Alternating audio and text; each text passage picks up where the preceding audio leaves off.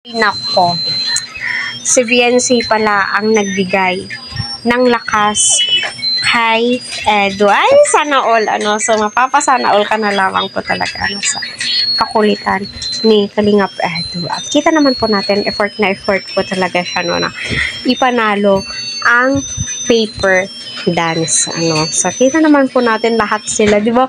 Grabe ni VNC, grabe kung maglakad. Kita po natin na very slay po talaga siya. Yung tipong palaban, di ba? Napakaganda po niya that night. Lahat naman po sila ng Key Angels ay ang gaganda po nila. Pero, ibang-iba ang aura ni VNC.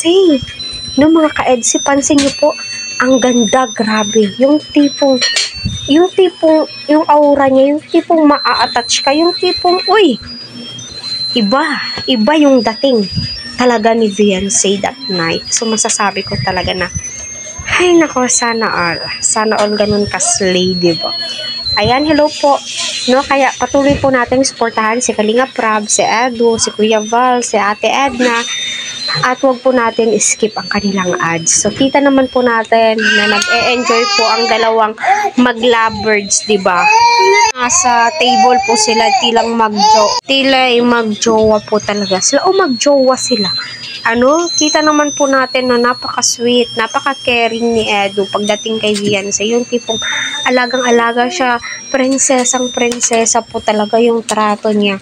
Hindi, prinsesa, Queen po talaga yung trato niya kay VNC, kaya nakaka-attach, kaya lalo ko silang sinusuportahan at lalo ko po silang minamahal dahil nakikita ko yung sarili ko kay VNC, yung naniligaw ko yung mister ko sa akin.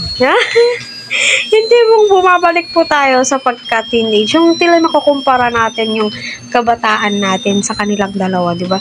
Ay naku, ganyan akong tratuhin ng mister ko, di ba yung ganun? Ganyan na ganyan. Diba? Yung susuyuin ka talaga.